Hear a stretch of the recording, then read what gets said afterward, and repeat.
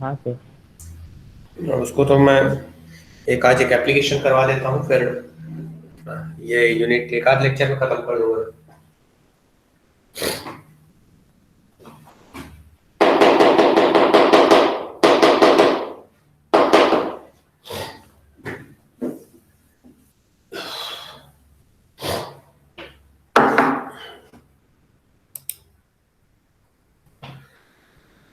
So today we will discuss about the application of Schrodinger wave equation.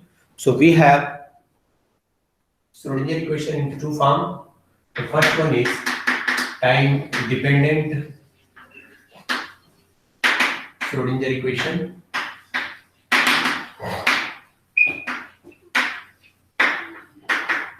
and it is del square psi del x square plus 2m by h plus square p minus u psi it is equal to 0, where psi it is a function of x and t, and the second is time independent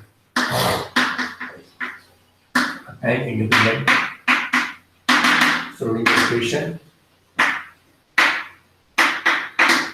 which is the yesterday square psi l x square plus 2m x plus square p minus u psi it is equal to 0, where the psi is the function of position. Sir clear नहीं दिख रहा है। Clear नहीं दिख रहा है no बाकी sir. लोग को? यस सर, क्लियर नहीं दिख रहा है, बोर्ड शाइन कर रहा है। सर आप एक बार वापस ज्वाइन कर लीजिए। हाँ मुझे भी लग रहा है।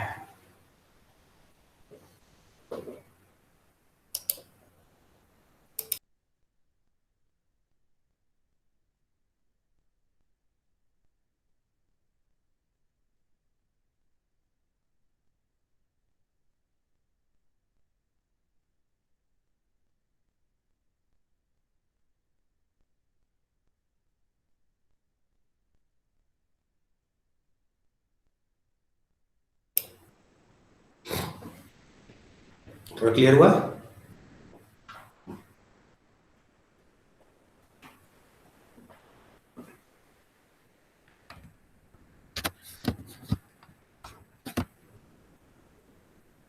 Is it okay now? Sir shine कर रहा है। नो सर, अभी तक क्लियर।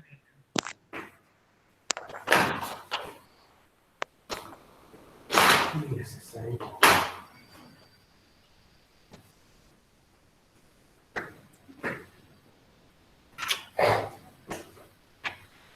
इसका रिफ्लेक्शन तो नहीं आ रहा है, अब तो अंधेरा हो जाएगा। अब दिख रहा है? No sir. No sir. Birthday चल रहा था, ऐसे साइन करना शुरू कर दिए।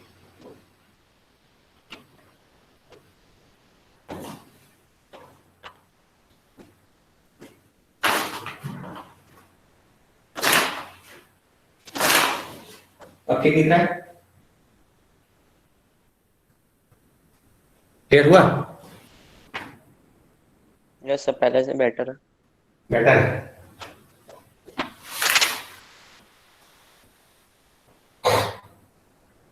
अब देखो, क्लियर?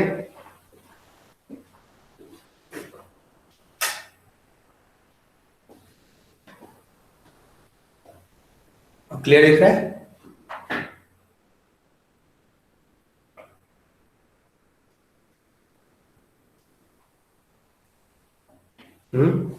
ठीक दिख रहा है? अब शुड आई प्रोसीड? सर पहले से थोड़ा क्लियर है। क्लियर हो रहा है, यस सर। क्लियर हो रहा है, फिर नहीं हो रहा है। ओके चलिए। सो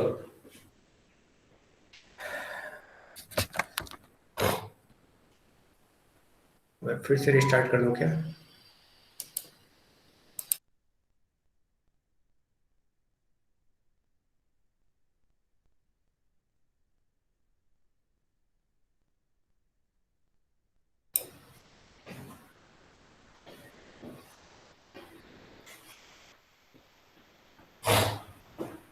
Is it clear now? So let me proceed. Should I? Yes sir. ध्यान से सुनना, मैं जो चीज यहाँ पे लिखता हूँ मैक्सिमम मैं बोलता भी हूँ, है ना, कहीं पर अगर कोई ये ना हो तो रोक सकते हो, no problem. So we have two Schrodinger equations. One is time dependent Schrodinger equation. So the first one, that is del square psi by del x square plus 2m by h class square e minus u psi is equal to 0. And here this is the capital psi, which is the function of x and t, and this e, it is the total energy, and u, this is potential energy, and whereas this is the time independent Schrodinger equation, where we are using this small psi. मैंने last class में इन दोनों में difference बताया था कि capital Sai और small psi में क्या difference. So this small psi is only the function of position, this is time independent, so that's why this is known as time independent Schrodinger equation. अब इस श्रोडिंगर इक्वेशन का हम application देखेंगे.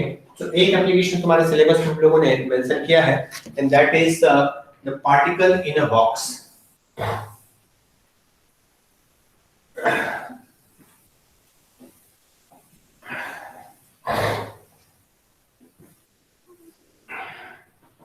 So one of the application of Schrodinger equation is particle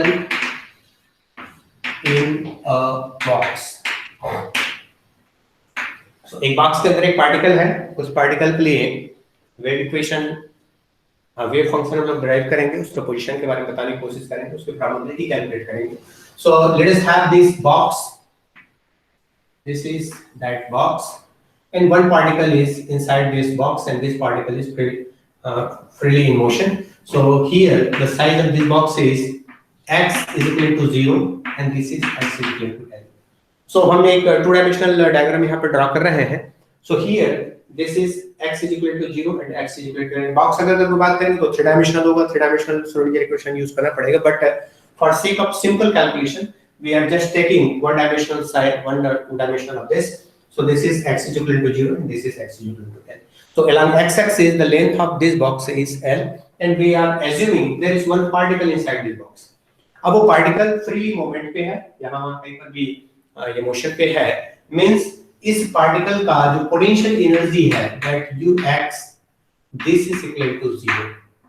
ये particle का जो potential energy है, potential energy की वैल्यू जो होगा वो 0 होगा, क्योंकि पार्टिकल मोशन पे है, फिक्स नहीं है. क्योंकि आप पोटेंशियल एनर्जी के बारे में जानते हैं, पोटेंशियल एनर्जी का एक डिस्टिंक्ट वैल्यू होगा जब वो फिक्स हो, but this particle is in motion inside this box, so its potential energy is 0. and ये बॉक्स, ये पार्टिकल यहाँ पर भी टकरा करके बाउंस हो जाता है, इधर आकर के टकरा के बाउंस हो जाता है, तो ये माना जाता है कि ये boundary, at the boundary here in both cases ये इनफाइनाइट बॉक्स है, that potential energy that is infinite. so यहाँ पर बॉक्स में चूंकि बाउंस हो जा रहा है वो पार्टिकल, इसलिए ये मान सकते हो यहाँ पर पोटेंशियल एनर्जी इनफाइनाइट है. so this is x is equal to 0 and x is equal to 1 and this is 0. So now we will use Schrodinger equation, and obviously this is time independent, ये time का function नहीं है, time independent है. so by using Schrodinger's time independent equation, so what will be that time independent equation? That is del square psi by del x square plus 2m by h plus square e minus u psi is equal to 0. So this is that Schrodinger's time independent equation, and inside the box, in this box, what we are assuming that potential energy this is equal to 0. Potential energy की जो value है वो 0 है. So this equation will be,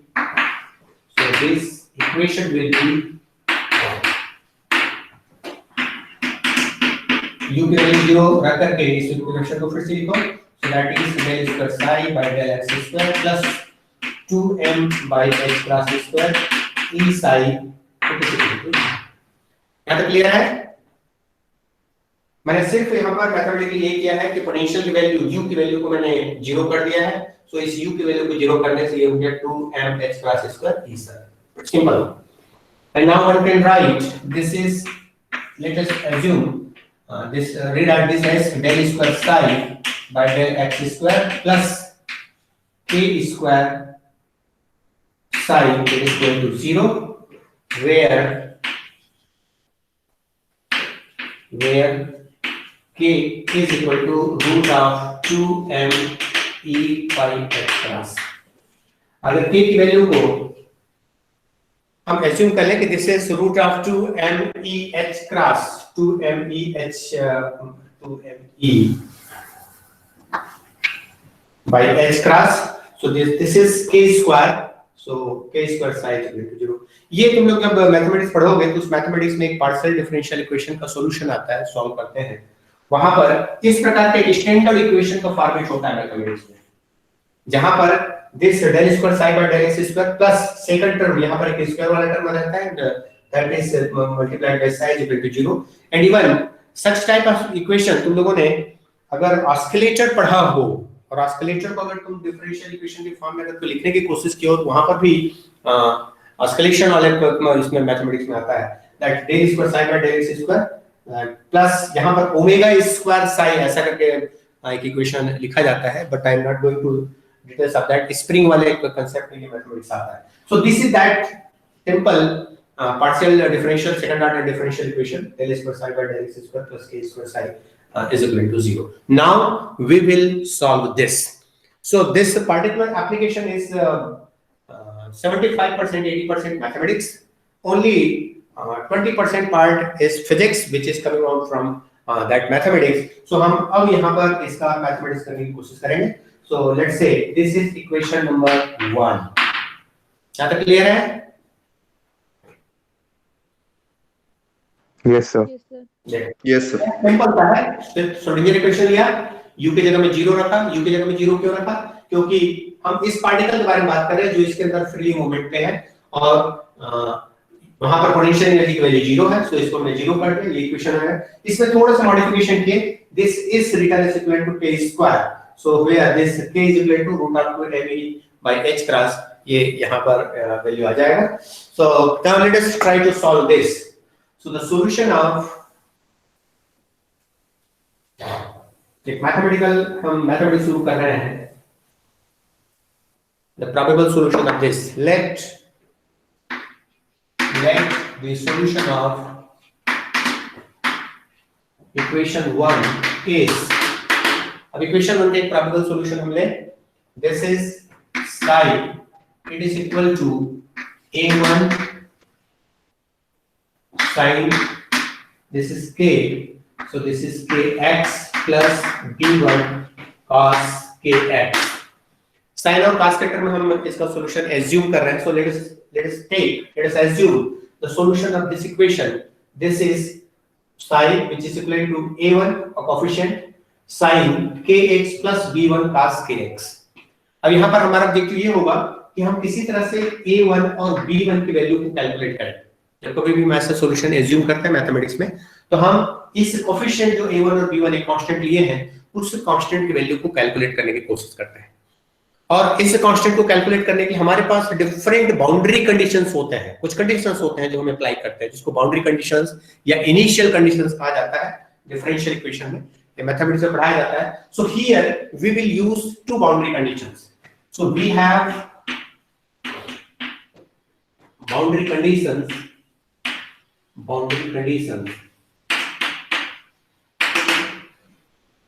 in both cases here in this point, in these 2 points, यहां पर मैंने कहा कि पार्टिकल बाउंस हो जा रहे हैं, मतलब यहां पर वेव फंक्शन साई जो है दिस इज 0, यहां पर पार्टिकल रह ही नहीं सकता, जा रहा है टकरा करके बाउंस हो जा रहा है, मतलब वहां पे पार्टिकल रह ही नहीं सकता, ये रिजिड वॉल है, इसलिए कहा जाता है 8 x is equal to 0, the first boundary is psi 0, it is equal to 0। तो पहले कंडीशन ये है कि यहां पर psi की वैल्यू 0 होगा। दूसरा at x is equal to l, again ये भी रिजिड वॉल है, पार्टिकल जाकर के बाउंस हो जाएगा, वहां पे भी टकराएगा, again this psi l is equal to 0। तो ये बाउंड्री कंडीशन हमारे पास है। पहला, यहां पर चूंकि वेव फंक्शन पार्टिकल बाउंस हो रहा है, मींस यहां पर भी वेव फंक्शन psi की वैल्यू 0 होगा। सेकंड वॉल, यहां पर भी पार्टिकल बाउंस हो रहा है, मींस यहां पर भी वेव फंक्शन psi की जो वैल्यू होगा that will be 0। So these are 2 boundary conditions, हम एक एक करके यूज करते जाएंगे। So the first boundary condition इसको मैं यूज कर रहा हूं इस मैथ में। So let us use first boundary condition.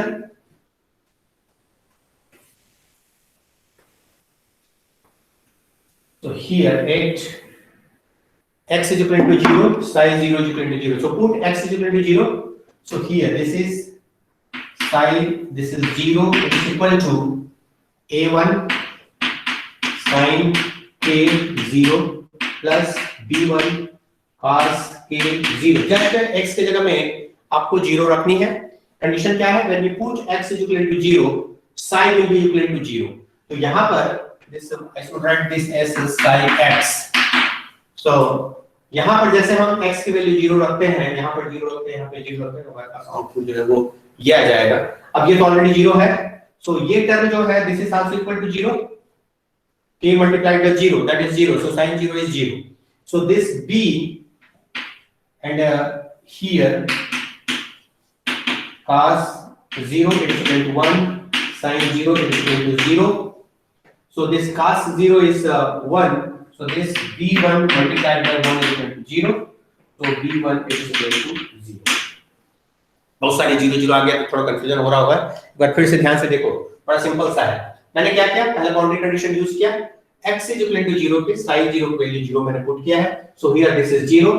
a1 multiplied by 0, so this becomes 0. And here this b1 multiplied by 1. Cos 0 is equal to 1. So this is b1 multiplied by 1 is equal to, and the final terms these are 0. So this b1 is equal to 0. तो एक जो coefficient है, second coefficient, that is equal to 0 mathematically. तो हम यहाँ पर ये prove करने की कोशिश कर रहे हैं कि सेकंड कोफिशिएंट जो है वो b1 हो जाएगा. So the wave function becomes, so wave function now becomes, what will be this psi x, it is equal to only a1 sin kx. अब ये सिर्फ जो है हमारे पास ये टर्म बच गया. So we have two boundary conditions. एक बाउंड्री कंडीशन को मैंने इस्तेमाल किया. पहले बाउंड्री कंडीशन के इस्तेमाल करने से मेरे पास एक वैल्यू आ गया b1 का, that b1 is equal to 0. So मेरे पास अब जो बच गया है वो बचा हुआ वेव फंक्शन है, that is psi x is equal to a1 sin kx. Now I will use second boundary condition. एक बार यहाँ तक पूरे एक बार ओवरव्यू कर लो, देख लो, फिर मैं सेकंड बाउंड्री कंडीशन यूज कर रहा हूँ. अगर डाउट हो तो पूछ सकते हो. Is it clear? Yes sir. Yes sir. Is it clear? आगे बढ़े. Aditya. Yes sir. Okay okay. सृष्टि मिश्रा. Yes sir. आगे बढ़े dear. Yes sir. Sir last line. हाँ लास्ट लाइन एक बार फिर से देख ले. हमने क्या किया? हमने रखा this we are assuming this is the solution. Sin x is equal to a1 sin kx b1 cos kx. ऐसा assumption जब आप लोग पार्शियल डिफरेंशियल इक्वेशन का सॉल्यूशन पढ़ोगे मैथमेटिक्स में तो करना पड़ेगा. एक्सपोनेंशियल के टर्म में या साइन या cos के टर्म में सॉल्यूशन लिया जाता है, तो मैंने साइन और cos के टर्म में लिया. इसके बाद मैंने कहा कि मेरे पास दो बाउंड्री कंडीशन है. एक बाउंड्री कंडीशन को मैंने यहाँ पे यूज कर दिया, वो है लेफ्ट बाउंड्री कि x is equal to 0 पर psi की वैल्यू 0 होगा. तो मैंने सारी जगह x की जगह में मैं 0 रखता चला गया. तो x की जगह में 0 रखने से क्या हो गया? ये this become 0. This sin this is equal to 0. So a से उसका मल्टीप्लाई किए तो ये भी 0 हो गया. प्लस b1 cos 0 की वैल्यू 1 होता है. So b1 multiplied by 1. So this b1 multiplied by 1 is 0. So b1 is equal to 0. ये मैंने b1 की वैल्यू कैलकुलेट कर लिया. क्या सॉल्यूशन मैंने एज्यूम किया? इसमें जो दो कोएफिशिएंट है, दो कांस्टेंट्स हैं, ये दोनों कांस्टेंट की वैल्यू मुझे कैलकुलेट करना था. तो एक कांस्टेंट की वैल्यू मेरे पास आ गया. So this b1 this is equal to 0. इसकी वैल्यू आ गई. अब मेरे पास एक कांस्टेंट और बच गया है, दैट इज a1. इसकी वैल्यू कैलकुलेट करने के लिए I have second boundary condition. So I have reached this the remaining wave function is sin x and remaining term is now a1 sin kx. So let us write this. So by using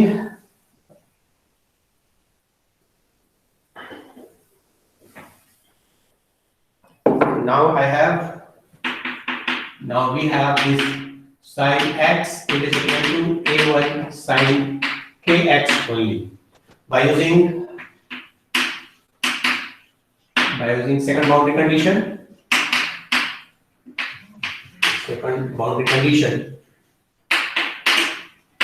What is that? This at x is equal to L here, that psi it is equal to 0. x is equal to L पर psi की जो value होगा वो भी 0 होगा. So let's put here. So this is the right hand side and left hand side is equal to 0. So that psi L is equal to A1 sin k multiplied by L, and this is equal to 0. So this implies that A1 sin KL is equal to 0.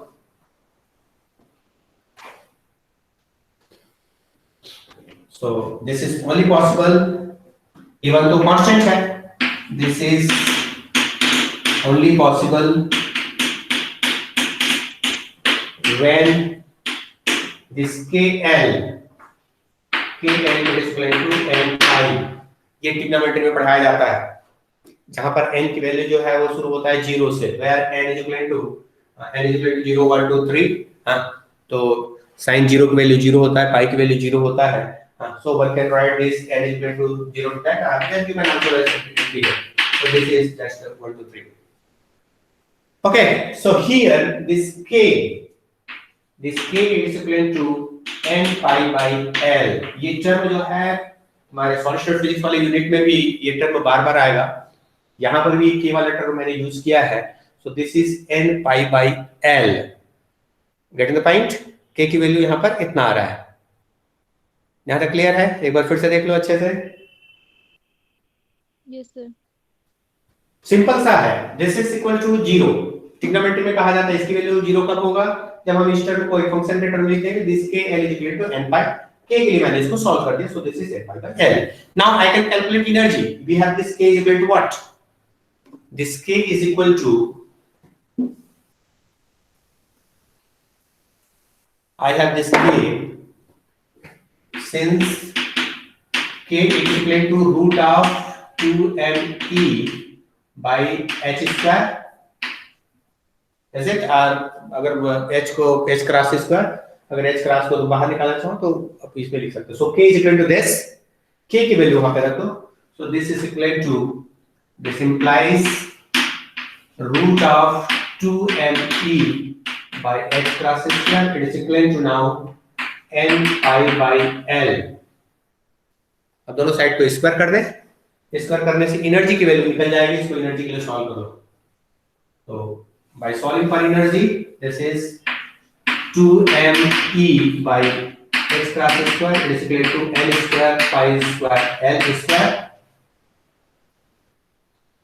So for solving for energy, this is E is equal to,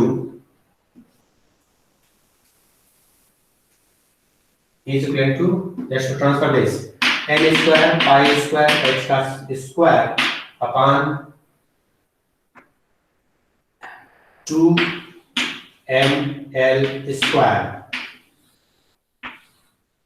And this is corresponding to n, so it is represented by En.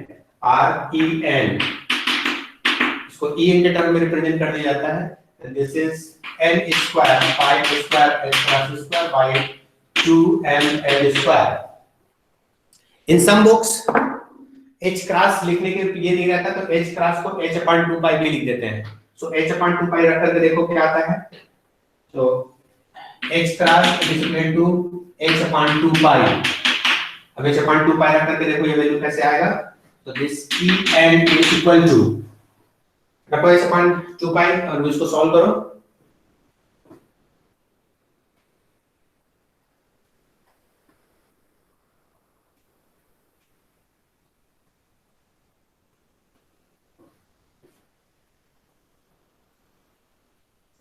N square upon h square 8 upon 8 ml square.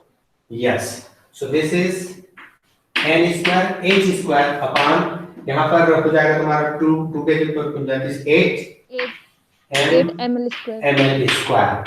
So बहुत सारे books में तुमको अगर energy की value इतना दिया गया इसके सॉल्यूशन में तो घबराने की जरूरत नहीं है ना.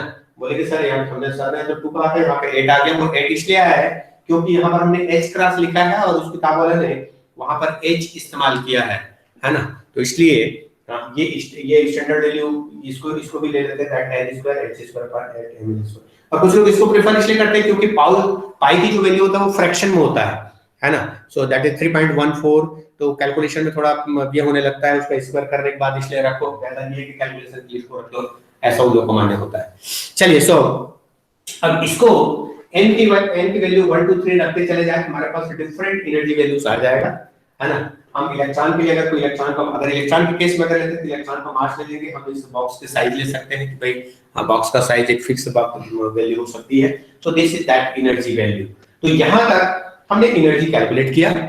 तो इस वेव फंक्शन में with that one we have this psi x it is equal to a1 sin kx, इसमें k की वैल्यू हमारे पास आ गया है, that k is equal to n pi by l, ये हमारे पास आ गया। और इसको मुझे ऐसे प्लस माइनस साइन के साथ लिखने में कोई हर्ज नहीं होनी चाहिए, क्योंकि ये प्लस में भी जीरो वैल्यू आएगा और माइनस में भी जीरो वैल्यू आएगा। So this n can be taken as plus as well as minus, है ना। तो इसका सॉल्यूशन में मैं इसको प्लस माइनस लिख सकता हूं। अभी भी I have the same term, ये जो a1 की वैल्यू अभी भी कैलकुलेट होना बाकी है, इसको सॉल्व करनी पड़ेगी। और इसके लिए हम नॉर्मलाइजेशन कंडीशन एक क्लास में जो डिस्कस किए थे उसको हम यहाँ पे पुट करेंगे।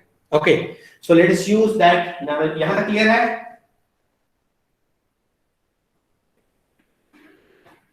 Yes sir. थोड़ा सा टिपिकल जाता है इसका सॉल्यूशन, लेकिन ऑर्डिनरी डिफरेंशियल इक्वेशन एक दो बार सॉल्व करोगे तुमको बहुत इजी लगेगा ये। यहां तक क्लियर है? आगे बढ़े। अब a1 की कैलकुलेट करने के लिए हम नॉर्मलाइजेशन कंडीशन यूज करेंगे। तो by using that normalization condition,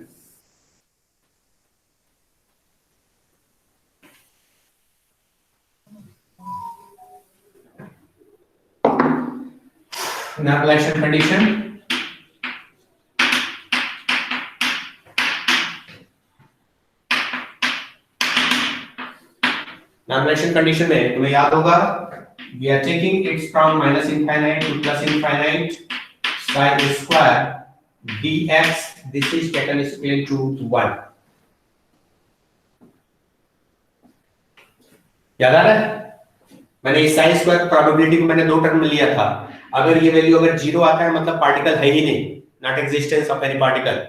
अगर पार्टिकल है कहीं पर तो माइनस इनफाइनाइट से प्लस इनफाइनाइट के बीच में हम उसकी वैल्यू को 1 ले सकते हैं। This is the normalization condition. अब यहां पर हम कह रहे हैं कि एक पार्टिकल है इस बॉक्स के अंदर, ये पार्टिकल इस बॉक्स के अंदर है, means limit x is equal to 0 से लेकर के x is equal to l के बीच में कहीं पर इसके पाए जाने की प्रोबेबिलिटी एक तो है ये, क्योंकि वो पार्टिकल है, पार्टिकल गायब नहीं हुआ है, it's there. So in a box what we can write, this integration from 0 to l, limit will be start from 0 to l, and this psi square dx, this is equal to 1। psi की value वो है, इस value को हम यहाँ पे put करेंगे। so what we will have, this integration of 0 to l, this a1 square or a square, अगर हम a ले रहे हैं तो a square, and the sine square kx dx, this is equal to 1।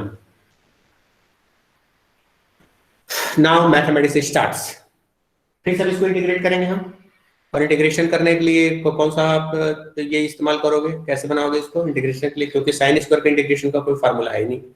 so we have to convert this in form of cos 2। so this cos 2a and cos 2x is equal to what is that formula था cos 2a का sign के term में, तो किसमें? cos 2x का sign के term में formula बताइए।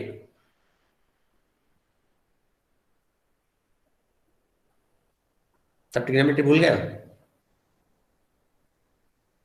बोलो बोलो। 1 minus 2 sin square theta। Yes.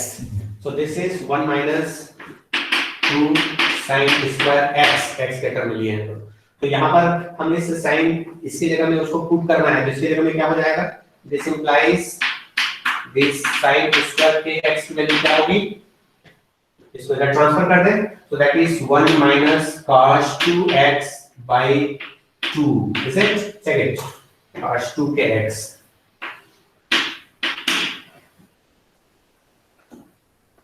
ऐसा लिखा जा सकता है?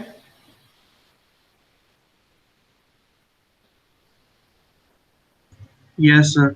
लिख सकते हैं ना, सिंपल सा है। cos 2x equal to 1 minus 2 sin square x, इसको sin square x के लिए सॉल्व करोगे तो ये माइनस साइन है, तो इसको इधर ट्रांसफर करोगे, इसको इधर ट्रांसफर करोगे तो हो जाएगा 1 minus cos और चूंकि 2 को भी ट्रांसफर करना है, दिस इज अपॉन 2। अब इस वैल्यू को यहाँ पे पुट कर दो और उसको इंटीग्रेट करें। चलिए,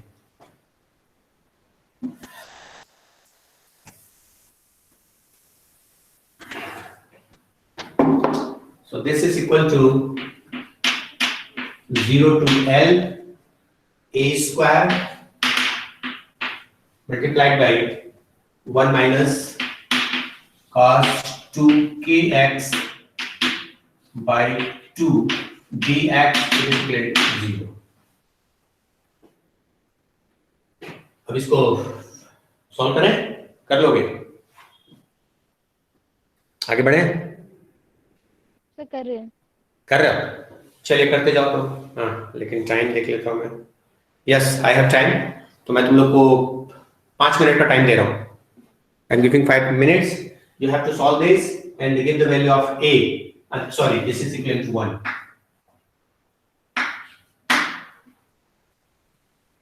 Integrate this, put the limit and find the value of a।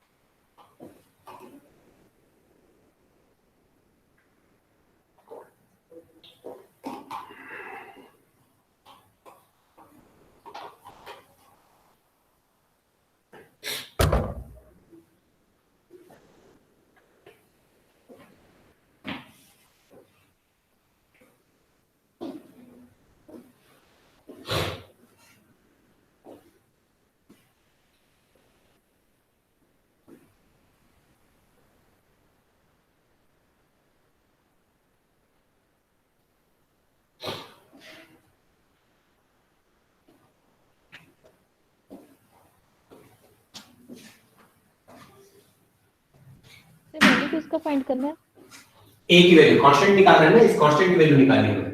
a की वैल्यू है ना, इसको पुट करोगे, इसको रखोगे, इसको ट्रांसफर करके a के लिए इसको सॉल्व करनी है।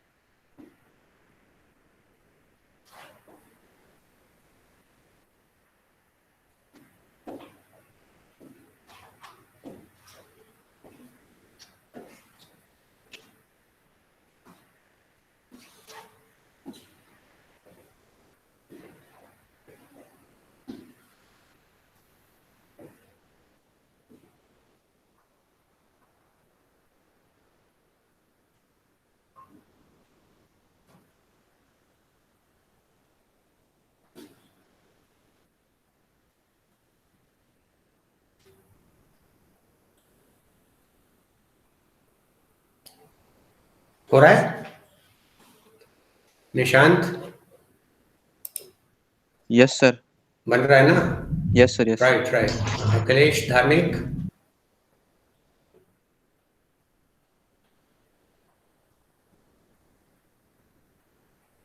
अयन खान, जल्दी करो जल्दी।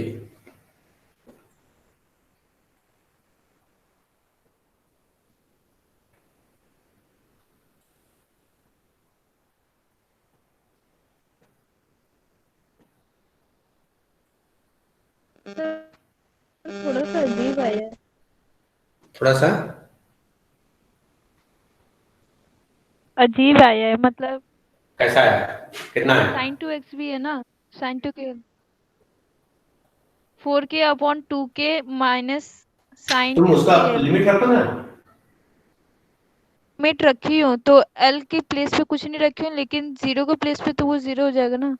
हाँ, जीरो के प्लस में जीरो एल हो के जाएगा। साथ सर साइन टू के एल भी अच्छा, साथ के में की आ जगह में, जाएगा। हाँ, के की जगह में ये, के की जगह में ये रख लिया ना एन पाई, मुझे के की जगह में वो रख देना चाहिए था, है ना। तो के की वैल्यू जो है वो एन पाई बाई एल रख लो ना, वो सारा ये कैंसिल हो जाएगा फिर। Yes sir. Okay, so y is equal to sin n pi by l, ऐसा रख लो तो वो ज्यादा क्लियर हो जाएगा। So put k is equal to n pi by l, वो जीरो वगैरह जो होना होगा वो जीरो हो जाएगा, वो इजी हो जाएगा। k की वैल्यू अगर नहीं रखोगे तो हाँ गड़बड़ हो जाएगा ना, इसीलिए पहले k की वैल्यू हमने निकाला था कि हम उसको बाद में पुट कर सके a को सॉल्व करने के लिए।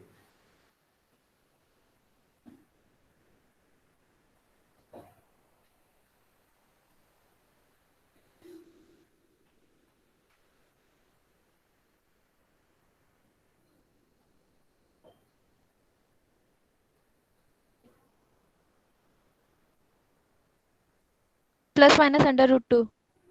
Yes, plus minus under root under root two. ना, थोड़ा सा मिस हो रहा है।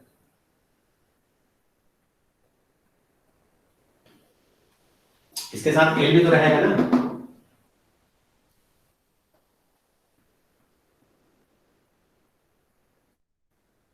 सर के तो कैंसिल हो जा रहा है। ये वाले जो टर्म है 1 है, इस 1 के साथ तो l आएगा ना, यस सर। l कहाँ जाएगा? So L minus under root 2. ना ना ना, यस सर एल दिस भी है। इज, हाँ, सो इसका इंटीग्रेशन जो रहेगा वो आएगा तुम्हारा लिमिट रखने से पहले, दिस इज a स्क्वायर तो कांस्टेंट है ये, है ना। इसका इंटीग्रेशन क्या हो जाएगा, that is a square by 2 को मैं कांस्टेंट कर देता हूं, 2 भी कांस्टेंट है। इसका इंटीग्रेशन हो जाएगा तुम्हारा x, two upon l under root में। है ना, हाँ, माइनस इसका हो जाएगा तुम्हारा क्या, sin 2kx by 2। अब यहाँ पे तुमको 0 to l ये पुट करनी है, साथ ही साथ ये k की वैल्यू जो है उसको भी प्लस माइनस तुमको n pi by l put करनी है। तो ये वाला जो टर्म रहेगा, दिस टर्म टोटल बिकम्स 0। अगर तुम 0 रखते हो तो sin 0 इज 0, अगर तुम l रखते हो तो ये l कैंसिल हो जाएगा, वो भी n पाई के टर्म पे आएगा तो वो भी 0 हो जाएगा, है ना। तो ultimately this sin term this becomes 0। जो टर्म आ रहा है वो ये x वाला जो टर्म है यही टर्म आ जाएगा, तो 0 रखने पे ये 0 होगा, लेकिन ये l रखने पे l आ जाएगा। So this is equal to a square by 2 multiplied by a is equal to 1। Mathematics is simple, yes sir. Is it, है ना, क्योंकि ये टर्म अल्टीमेटली जब तुम 0 रखोगे तो 0 ही आएगा, l रखने के साथ साथ ये k की वैल्यू रखोगे तो ये n पाई के टर्म में आ जाएगा, 2n पाई के टर्म में आ जाएगा, तो पाई से मल्टीपल है तो that becomes 0। So this L a square by 2 L is equal to 1. So this implies a is equal to root 2 by root L. हाँ, root by 2 by L क्या है सबसे, होल अंडर रूट टू। हाँ, under root 2 by L, ठीक है ना। Yes sir. Yes yes sir. Sir आ गया। इतना ही आ रहा है ना सबसे। मैं नहीं जानता भाई, मैथ्स तुम लोग को पढ़ना चाहिए, मैं तो फिजिक्स टीचर हूँ यार। Yes sir. हाँ, ठीक है। अब इस वैल्यू को हम पुट करेंगे तो हमारे पास जो सॉल्यूशन है वो आ जाएगा। So the solution of that equation is,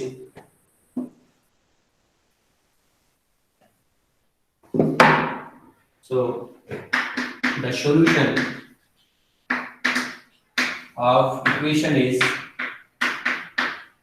that is sin x which is equal to a की जगह में क्या रखना है, that is root of 2 by l, a की जगह में हो गया, sin वाला टर्म रहेगा, sin k की जगह में रखना है n pi x by l। so this is that solution of wave function psi। ये उस वेव फंक्शन psi का सॉल्यूशन है, वो श्रोडिंगर इक्वेशन का सॉल्यूशन है। And this is for that particle which is inside the box. एक जो box है, उस बॉक्स के अंतर्गत एक पार्टिकल है, उस पार्टिकल के लिए जो वेव फंक्शन की जो वैल्यू होगा वो ऐसा होगा, और इसके बेसिस पर हम उस पार्टिकल के बारे में बहुत सारी बात उस बॉक्स के अंतर्गत कह सकते हैं।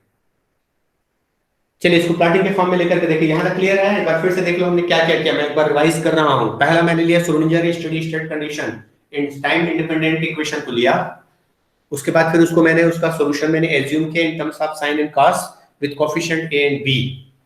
फिर मेरे पास दो बाउंड्री कंडीशन था, one at left hand side at x is equal to 0, size 0, at right hand side at x is equal to L, the size of that box is L, so at the right hand side at x is equal to L, again size equal to 0, क्योंकि वो जो particle है वो उस box के अंतर्गत freely movement पे है और हम उस बॉक्स के जो वॉल है उसको रिजिड मान रहे हैं, तब पार्टिकल वहां जाकर के टकरा करके बाउंस हो जाता है। There is no loss of energy, remember this.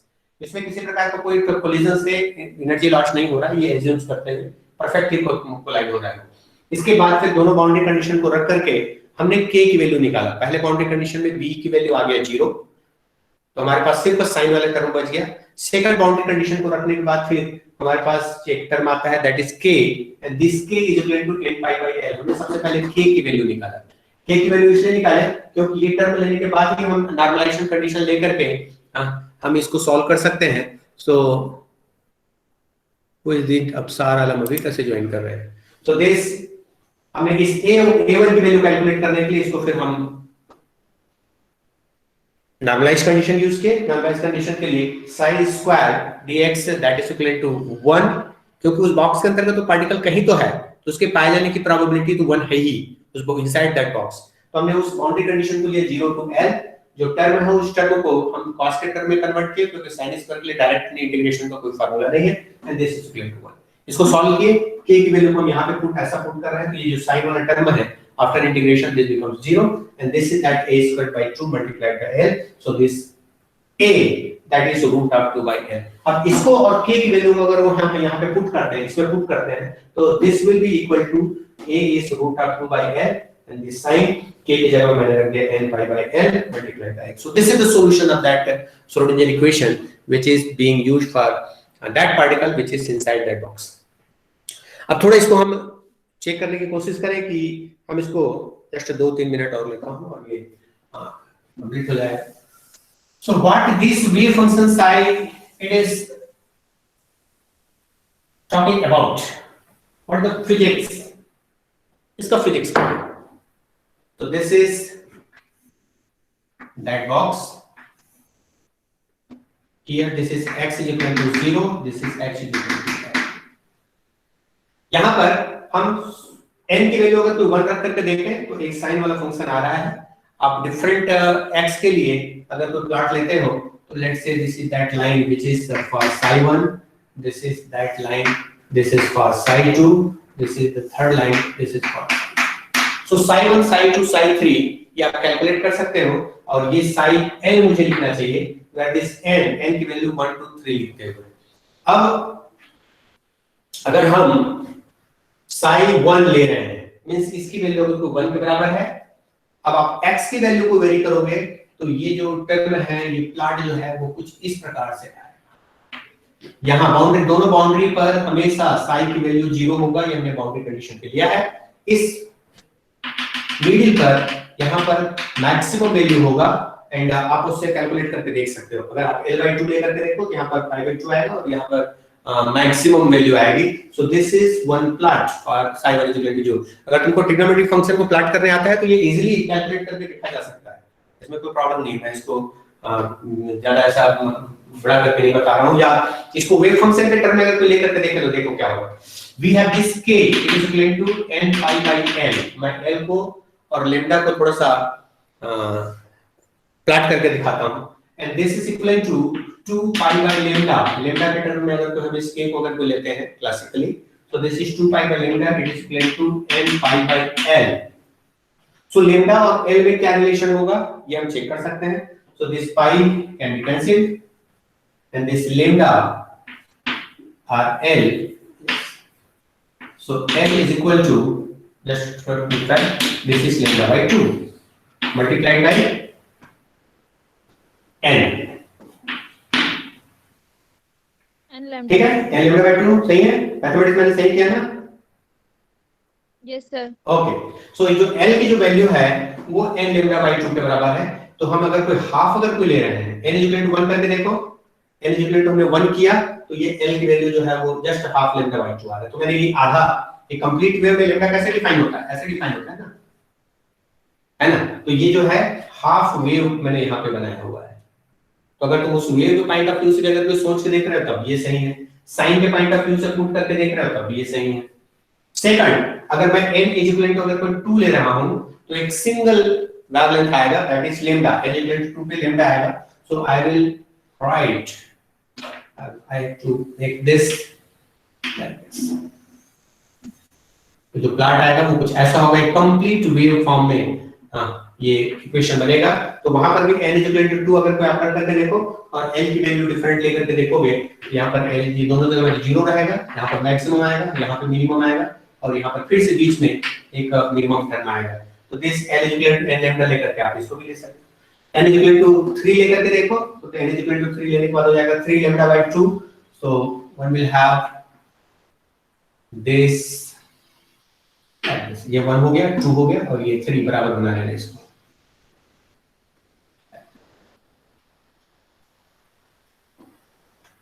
Clear? इसको प्रोबेबिलिटी डेंसिटी के साथ ले, ये हो गया तुम्हारा साई का plot. Second, we can also plot this for psi square. तुम लोगों ने इस तरह की चीजें ज्यादा नहीं की हो करके थोड़ा सा टफ लग रहा होगा, लेकिन थोड़ा मैथमेटिक्स अगर कोई आता है तो you can do it easily. So this is x is equal to 0, x is equal to L, and we will have this side equal to 1, this is side equal to 2, this is side equal to 3. So you have to calculate this psi square. इसका square के term में अगर को लेना है तो हर bar square लोगे तो ये पॉजिटिव में आएगा।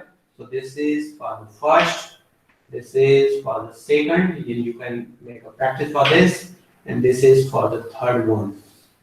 तो जहां-जहां तुम्हारा वेव बना हुआ है ये, इसके जगह में कंप्लीट वन वेव, इसके जगह में 1 and 1 2, this is that 2 maxima, और यहां पर साइज इक्वल टू 3 पे you will have 3 maxima. Means उस पार्टिकल की पाए जाने की प्रोबेबिलिटी फर्स्ट केस में अगर हम n की वैल्यू 1 लेते हैं तो यहां पर मैक्सिमम होगा, अगर 2 लेते हैं तो ये दो जगह पे मैक्सिमम होगा, अगर 3 लेते हैं तो यहां पर 3 जगह पे maximum. So this is n is equal to 1, n is equal to 2, n is equal to, this is the interpretation.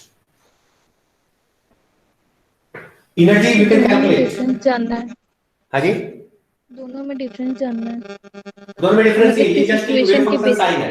हां, ये जस्ट एक वेव फंक्शन साइन है जो हम उस फंक्शन को प्लॉट कर रहे हैं इन टर्म्स ऑफ साइन। यहां पर हम उसको इंटरप्रेट नहीं कर पा रहे हैं, लेकिन हम इस केस में हम साइन स्क्वायर निकाल रहे हैं। दिस इज साइन स्क्वायर ना, उसको स्क्वायर करके ले रहे हैं।